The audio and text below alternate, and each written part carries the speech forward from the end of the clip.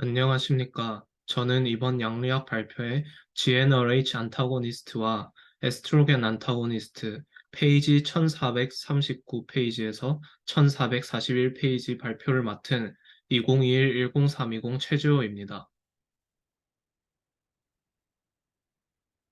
우선 발표에 들어가기 앞서 목차는 GnRH에 대해 살펴보고 GnRH 안타고니스트, 에스트로겐에 대해 살펴보고 에스트로겐 안타고니스트에 대해 자세히 알아보도록 하겠습니다.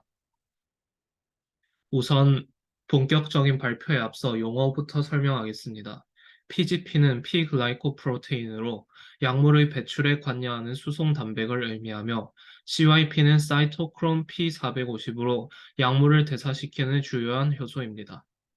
바이오 어베일러빌리티는 한국말로 생체 이용률이며 스테디 스테이트는 항정 상태로 약물의 유입 속도와 제거 속도가 균형을 이루는 지점을 의미합니다. Cpmax는 약물 투여 후 그 약물의 혈장 농도, 즉 플라즈마 컨센트레이션의 최대값을 의미하며 AUC는 Area Under the Plasma Level Time Curve의 약자로 혈중 약물 농도 시간 곡선화 면적을 의미합니다. 마지막으로 ADT는 안드로겐 디프라이베이션 테라피로 안드로겐 차단요법입니다. GnRH 안타고니스트에 대해 살펴보기에 앞서 GnRH에 대해 간략하게 설명하고 가겠습니다. GnRH랑 고나도트로핀 릴리징 호르몬의 줄임말로 생식샘 자극 호르몬 방출 호르몬이라는 한국말로 번역할 수 있습니다. 이 GnRH는 하이포살라머스에서 방출되어 피튜이터리의 안테리얼 롭에서 생식샘 자극 호르몬, 즉 고나도트로핀을 분비하도록 유도하는 호르몬입니다. 이러한 GnRH는 폴리크 스티뮬레이팅 호르몬이나 루테나이징 호르몬과 같은 FSH나 LH 같은 생식샘 자극 호르몬의 합성과 분비를 조절하는 역할을 합니다. 성 호르몬, 즉 테스토스테론과 프로게스테론의 혈중 농도가 증가하면 GnRH의 분비가 감소하는 조절 기전을 가지고 있습니다. GnRH 안타고니스트에 대해 살펴보겠습니다. GnRH 안타고니스트는 전립선암, 프로스테이트 캔서를 치료하는 데 이용하며 GnRH와 경쟁적으로 작용해서 GnRH 리셉터를 방해하고 뇌하 수체에서의 LH와 FSH 분비 감소를 유도합니다. 크게 두 가지 종류의 GnRH 안타고니스트로 나눠볼 수 있는데 펩타이드 기반이냐 그렇지 않느냐에 따라서 데가렐릭스와 렐루골릭스로 나눠볼 수 있습니다. 우선 데가렐릭스의 ADME, 즉 흡수 분포 대사 배설에 대해 살펴보도록 하겠습니다. 데가렐릭스는 초기 피하 주사로 부하량 240mg을 주사하며 이후 매달 80mg씩 주사합니다. Cmax는 2일 후 달성됩니다. 데가렐릭스는 이렇게 주사하게 되면 피하 축적 부위에서 천천히 온몸으로 분포되며 펩타이드 기반의 안타고니스트이기 때문에 PGP와 상호작용하지 않고 헤파틱 CYPA에 대사되지 않는다는 특징을 가지고 있습니다. 데가렐릭스는 주로 간담도 헤파토빌리아리 시스템을 통해 배설이 이루어지며 간담도의 가수분해로 생성된 펩타이드 조각의 75%가 담즙과 대변, 그리고 분해되지 않은 온전한 약물이 소변으로 25% 정도 배출되게 됩니다. 렐루골릭스의 ADM에 대해 살펴보도록 하겠습니다. 렐루골릭스는 이니셜 로딩 도스로 구강으로 360mg씩 투여하며 이후 매일 120mg씩 복용합니다. 항정 상태인 스테디 스테이트는 7일 후 달성되며 음식 섭취가 구강 생체 이용률에 영향을 주어서 절반 정도를 감소시킬 수 있습니다.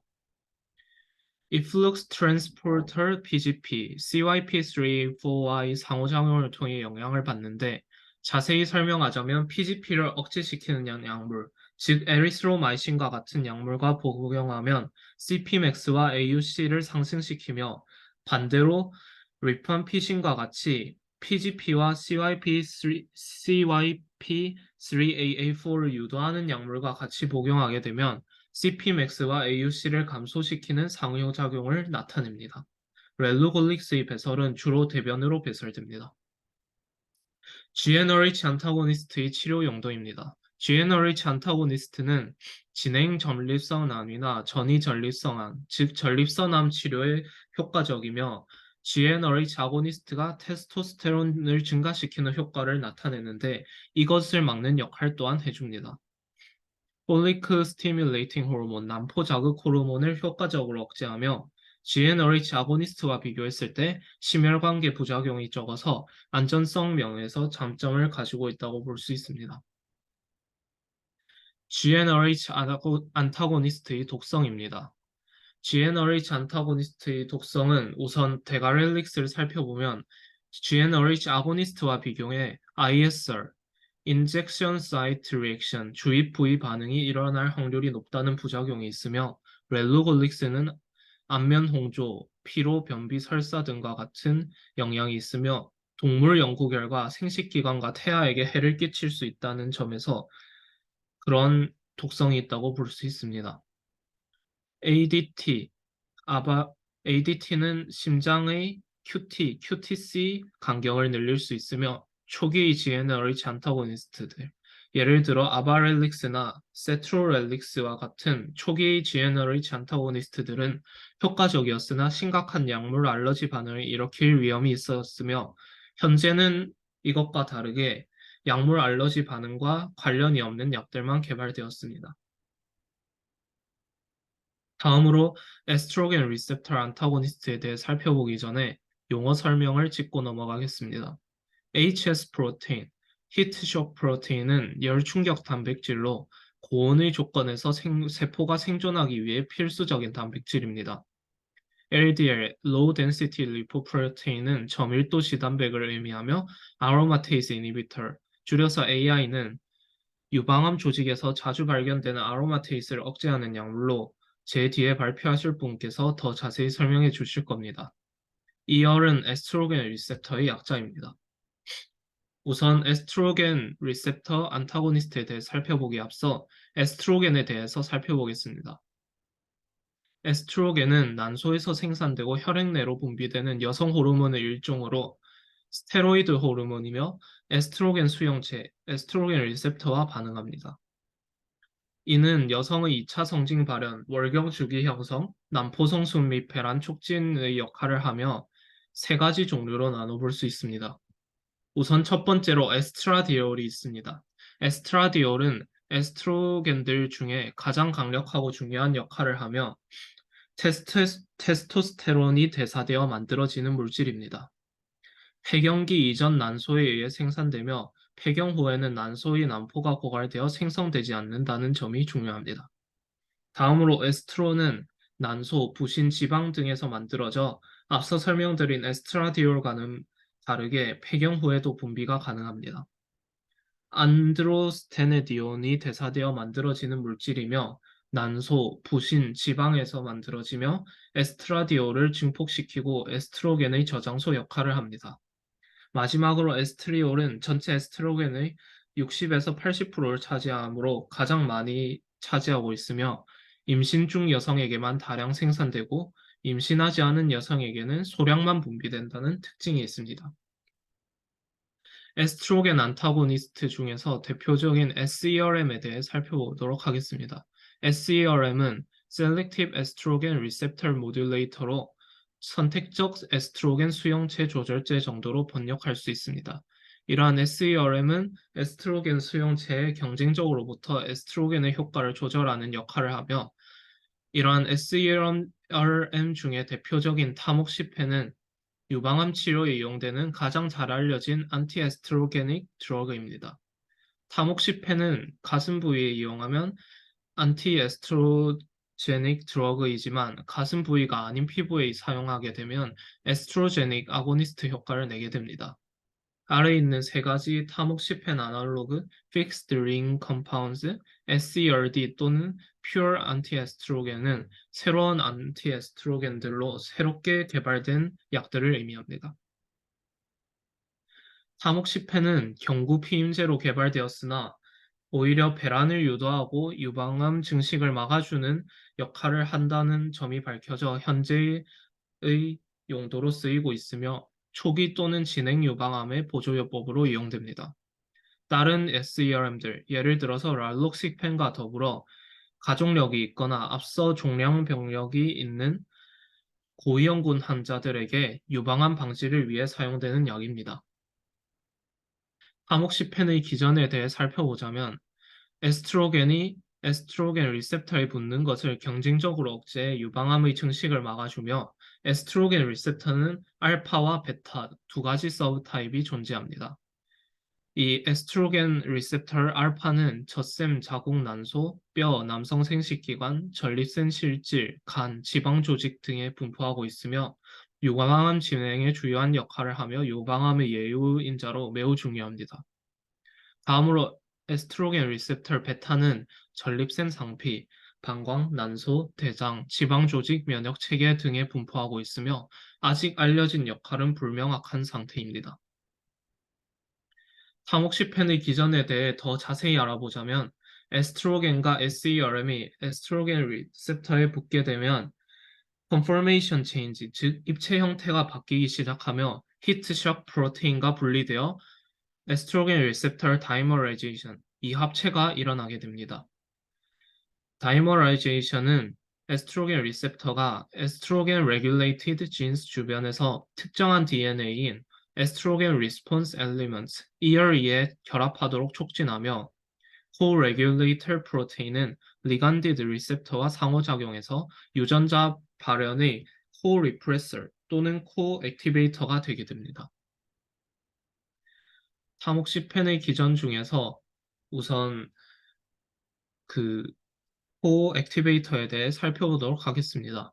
에스트로겐 리셉터 아고니스트가 에스트로겐 리셉터 근처에 있을 때 리간드 바인딩 포켓에서 입체 구조가 변해서 헬릭스 12가 P160 트랜스크립셔널 코액티베이터와의 도킹 부위를 제공하게 되면 목표로 한 유전자의 전사를 증가시킬 수 있습니다. 이 다-1B 사진을 보게 되면 이렇게 입체 구조가 변하게 되면 코액티베이터 역할이 되게 되는 것입니다.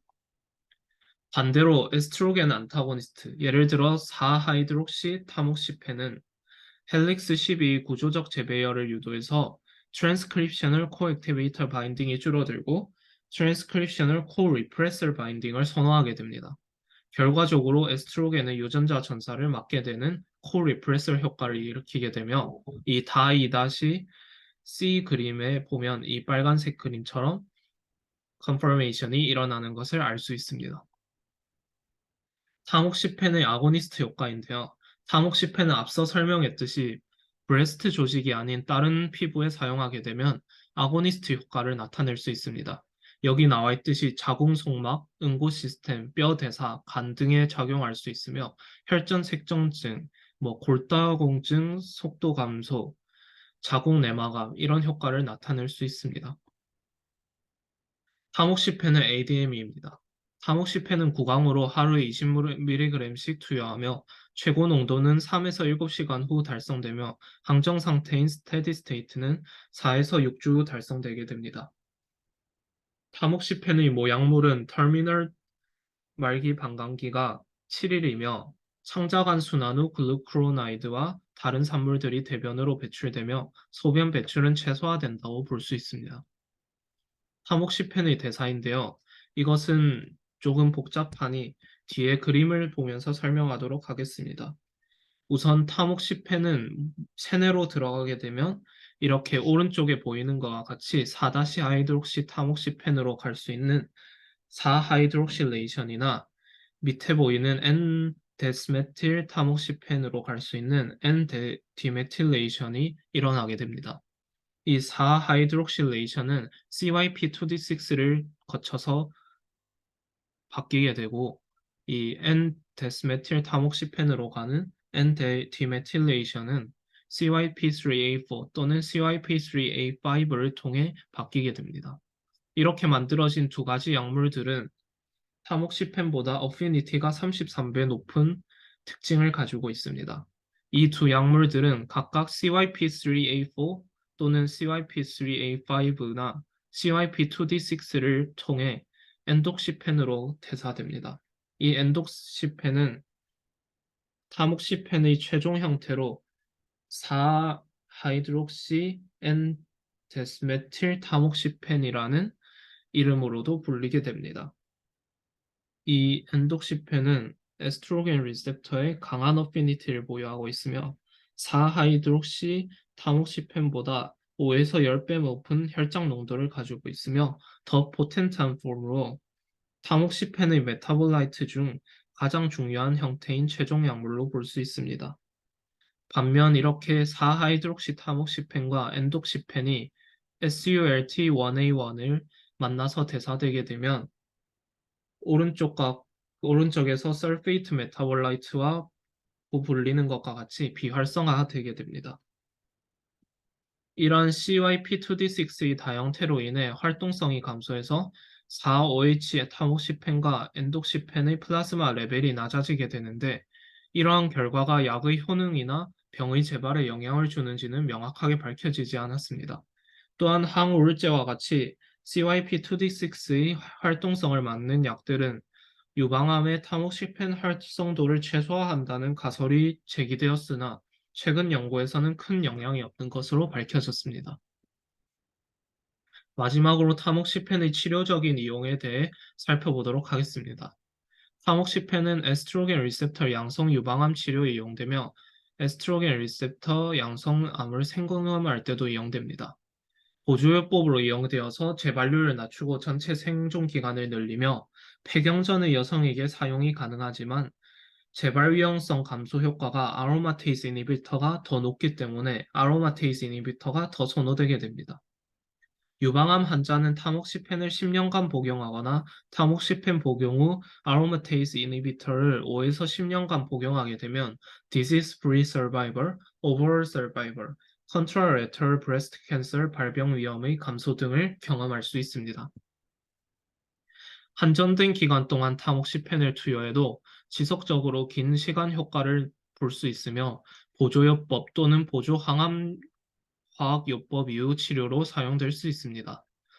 유방암 에스트로겐 양성에 걸린 폐경전 여성들을 위한 대안적 추가적인 안티에스트로겐 보조요법은 바로 난소절제술 또는 GnRH 유사체와 타목시펜 또는 아로마테이스 이니비터를 섞은 후 난소 기능을 억제하는 것이며 이러한 조합은 폐경전 여성에게 이용 가능합니다.